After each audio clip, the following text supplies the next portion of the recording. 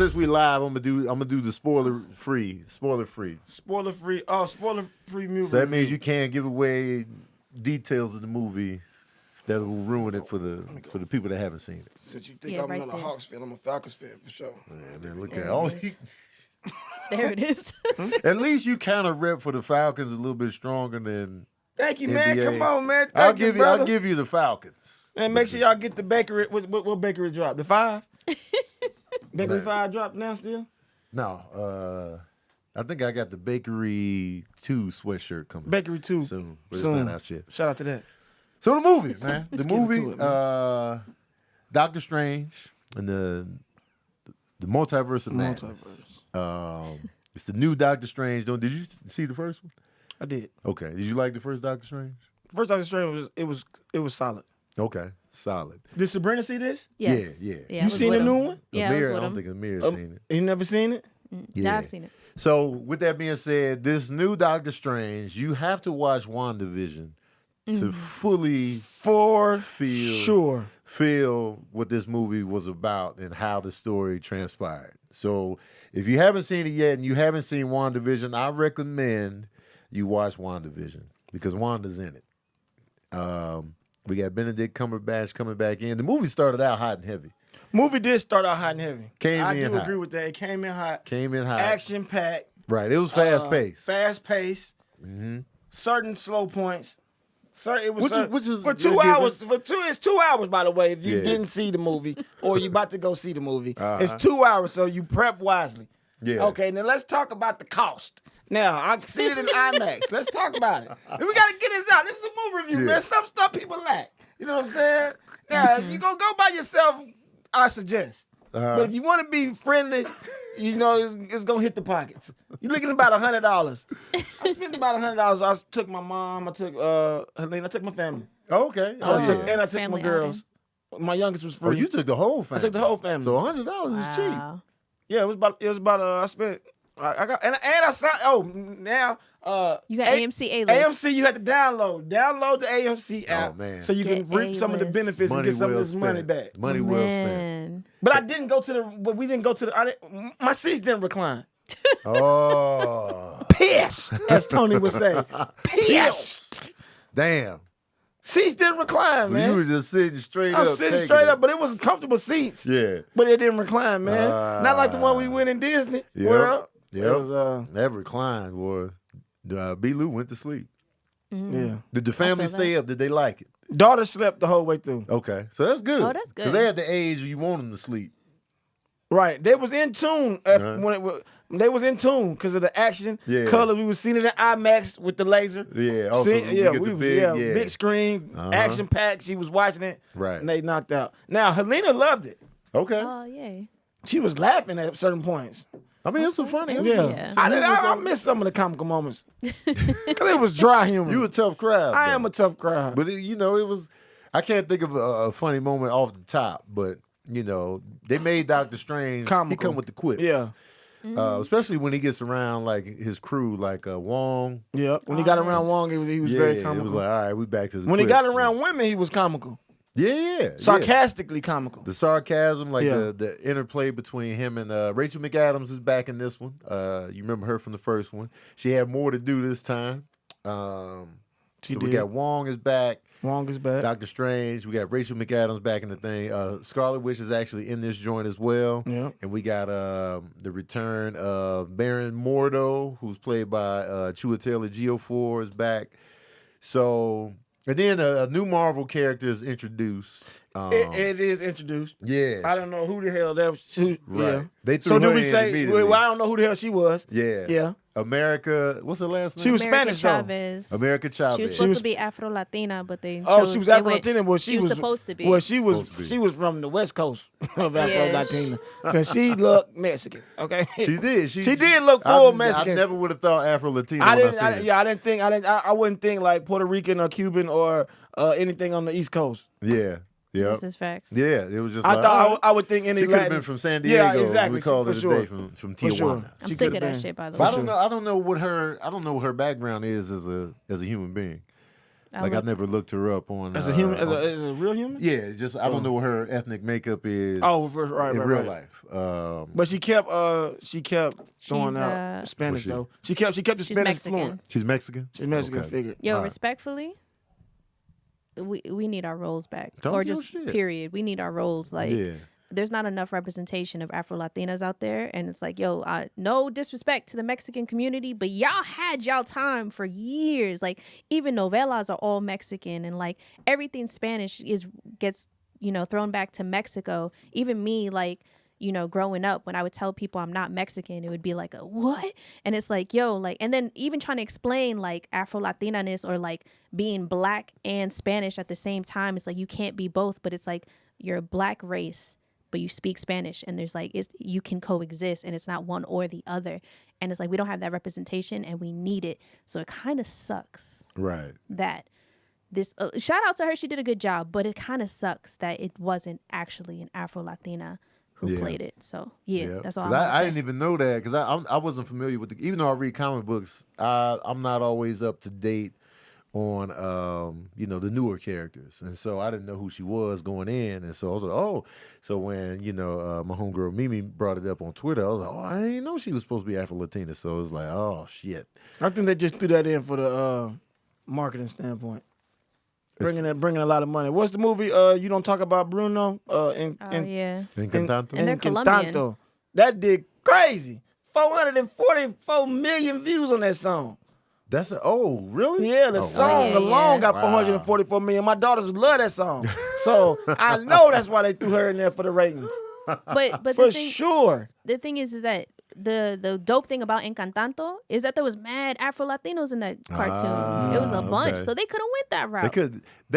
Here's what I thought Marvel and movies have figured out by now. America is ready for the inclusion of the realness, the real visuals, the real other. Black Panther should have already proven that in spades. You know what I'm saying? We are ready for the real visuals that we see and encounter, so you don't have to always fall back to, people that may look whiter. Yeah. You know what I'm saying? Like, no disrespect to, people of Mexican heritage, but, sometimes they can pass. For whiter looking, whether you go straight Spanish, European Spanish, or like, Yeah, she look like a white girl. We're going to go for racially ambiguous. They'd rather go the racially ambiguous route in terms of the lighter shade of racial ambiguity than the darker. Right. And so I think now, we've come to find out that, you can make money and bring in an audience. With darker skinned, individuals out here, or like racially mixed, visually and openly racially mixed people. So, can we get off that, Hollywood? Would you suggest seeing Doctor Strange 2 outside of IMAX? We saw it 3D. Y'all saw it in 3D? On accident. We didn't plan for that because I'm not really big on 3D. But we saw it 3D. It was cool 3D. It was cool. Yeah, it was legit. Yeah, I forgot the glasses was on. So So what you rate the 3D experience, 1 through 10? You got to give them what's the rating of 1 through 10 for a 3D experience, Doctor Strange 2 Multiverse. You know what? I'm going to give it an 8 because I didn't expect it to be. 8? You know why? Because I am not a 3D person, and it actually wasn't that bad. It wasn't as like obvious as I thought it would be. Like, I remember I went to go to the bathroom and I still had the glasses on, and so the second I hit that door and walked out into the reality world, I was like, oh shit, I got glasses on. Like, I forgot I had 3D glasses on. Oh, so you left mid-movie? Well, I drank a lot of water. Oh, okay. I drank a lot of water. Yeah, but she was back quick.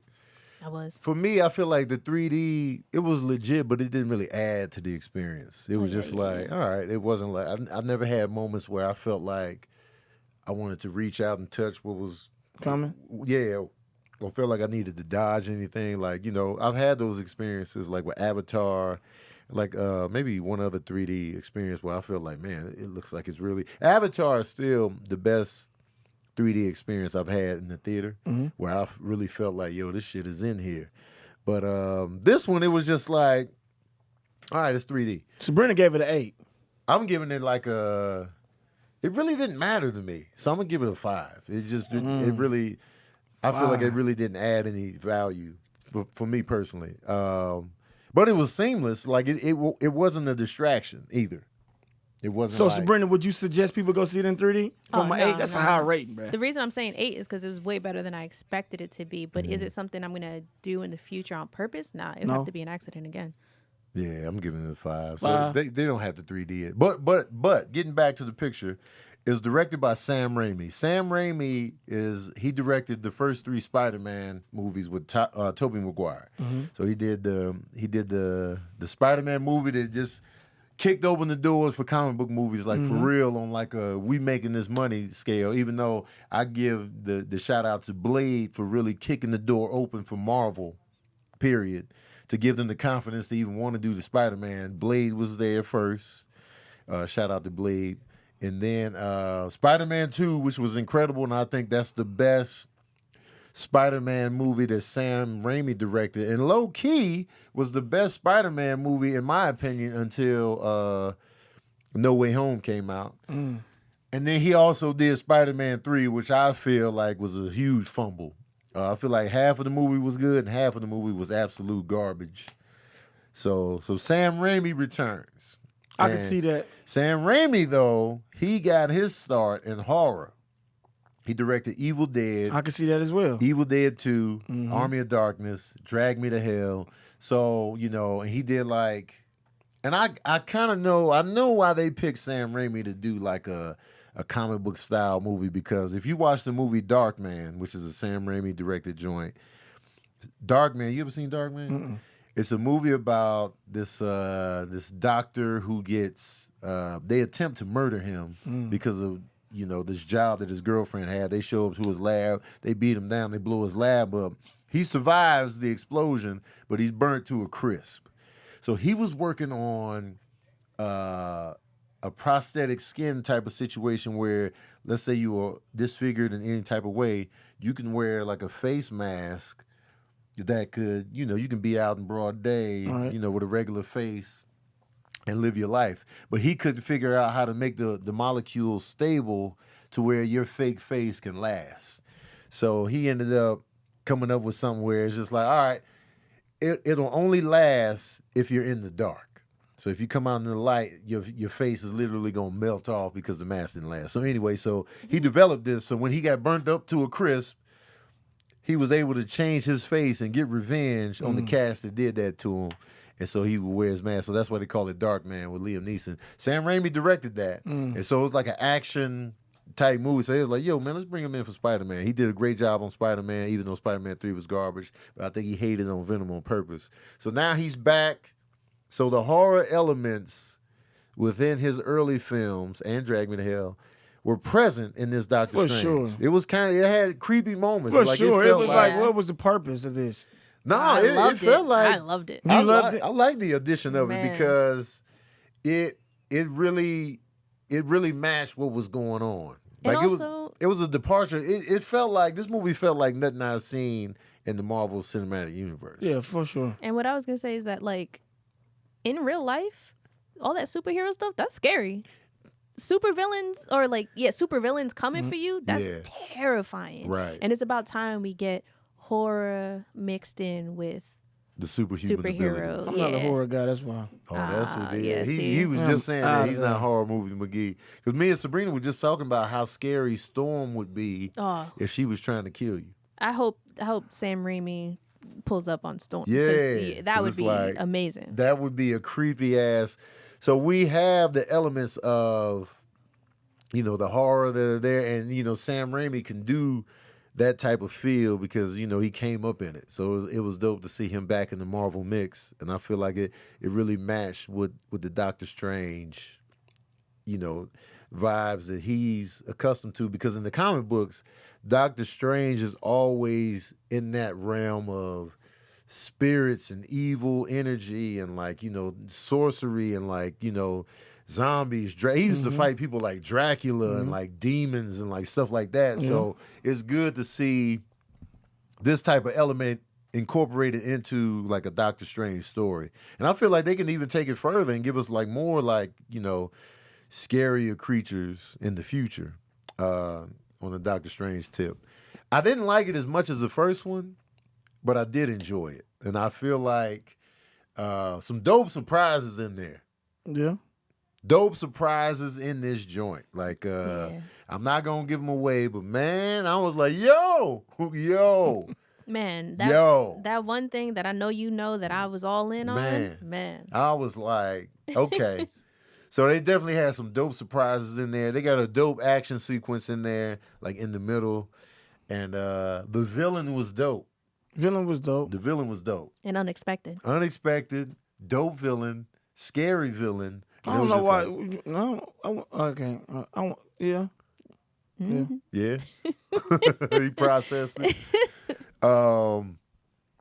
The first post-credit scene was legit. The second one was just for kicks. The second one was just for kicks. So out of the two post-credit scenes, the first one is more important than the second one. You could leave. Yeah, if you leave, you're not really gonna, miss anything vital that's connected to a future story. So yeah, man, given that I seen it. Yeah. We got spend my money. Smooth jazz review. All your money. So how many saxophones? How many saxophones am I going to give it? Out of 5. I got to give it 2.5. What? I got to go 2.5, man. That's low. That's what so didn't you low. like about the movie I without didn't spoiling like it? the horror. Okay. I didn't like the horror. Uh-huh. I didn't like the new character as far as just like Okay. it didn't showcase. Well, I don't know what to say. It didn't showcase her powers. They really didn't They didn't define showcase her powers. the other powers that she Right. had outside of the main power. Right. They really didn't highlight that. Yeah, it didn't highlight that, so that was a pointless. She was in there for what they call that. She was just in there as a storyline. As a storyline, anchor, as a storyline anchor. Uh-huh. And then I give it the other one because I didn't see WandaVision. Oh, you didn't see What? WandaVision? No, Oh. so listen. This Why is are very. you here? I thought he Hold saw on, it. listen. Right. This is very vital. If you don't got Disney Plus, if you don't have Disney Plus, you're wasting your time. Watching WandaVision is key. But in order to see WandaVision, you got to have Disney Plus. You gotta have Disney. So if you don't got Disney Plus, next movie. So Yes, your man. review was tainted because you haven't seen. But what you seen it. Yeah. You seen So it all. I give it but so extra you got to give it sauce. y'all. But I'm coming from I'm just want to have Fresh a good out. time. Yeah. I want to see a good movie, Okay. and I could be a fan of Tony Baker, and I'm gonna follow what Tony Baker do. So look, 2.5. 2.5. How many are you giving it? I give it 3.5. Okay. Yeah, it was a good time. I really love the horror aspect of it. Yeah. I really like the unexpected villain. I like that it added one of my favorite genres into it of movies, which you already Yeah. know. Yeah, it was a good time. But also the superhero that they didn't really highlight. Like, she was important, obviously, Yeah. but it's like I'm not attached to her. You know You what I talking mean? about the new girl? Yeah. Okay. Yeah, I'm not attached. Yeah. Like if she never came back, I'd be like, huh, whatever Okay. happened to that girl? Oh well. Anyways, you know what I mean? So, Yeah. So yeah. All right. Let me do the turnaround. I feel like hold on before you do your turnaround. Uh-huh. I feel like this was a membership only movie. Oh, okay. I feel like you had to have a membership because if you didn't watch WandaVision, then you lost. I get that. That's fair. I feel like That's fair. I feel like this is a Patreon movie. That's fair. A Patreon movie. I mean, you got to come in with it. All right. Oh, yeah. I'm giving Doctor Strange and the Multiverse of Madness. I'm going to give it a strong 3.5, flaccid 4 out of 5. That's legit. Here's why, real quick, what I did like about it was, like I said, I liked the departure of it. It felt fresh within the MCU. It didn't feel like any of the other films that we have seen already, so I like that. That you get, at this point in the game, 20-something films in, you get a lot of points for that. I did like some of the action set pieces were really dope, and there was one particular set piece in the middle that I really enjoyed, and I was just like, "Yo, this is great." And and the surprises were really dope. The new girl, she was just okay. And I did like the villain. So I do feel like some of the things were a bit rushed. And so it was a little bit of feeling of rushed inconsistencies with like abilities and stuff. And I feel like Baron Mordo was underused. So I feel like they kind of dropped the ball there. So I'm gonna give it 3.5 saxophones, maybe a flaccid 4, but I'm gonna go with 3.5 saxophones out of 5. I've definitely enjoyed it, but it just has some little plot points that I didn't really dig, and so and I definitely like Doctor Strange 1 better though. I will say that, but it's good to have Sam Raimi back. Benedict did his thing, and we out here. So thank you for coming in, For sure. chiming in, giving us the review. So we got 2.5, 3.5. So I get the flaccid, maybe 4, maybe. I feel like you should wait till it come on HBO Max. Oh damn! Nah, if you've watched everything, Because it's you're a up to membership only. It's membership only. If you're not a part of the membership, If you're not a part of the membership, then you should wait till it comes to HBO Max. If you're involved, fully in depth, fully engulfed, It'll be on Disney Plus, by the way. so that's even worse. So if you don't got Disney Plus, you're gonna miss it all. So you gotta have Disney Plus, Netflix. You gotta have a lot in life. So if you're a working parent and you're a working man or woman, I guess you gotta get Disney. You gotta get Disney Well, Plus you gotta for get Marvel Disney now. Plus for Marvel. So Yeah. I guess you should just catch it all on Disney. If you I about would say catch it all on Disney, but if you already involved, go see it. if It's you great. about that Marvel life and you caught up and you finish WandaVision, I say go see it. Because what's the other series you watching?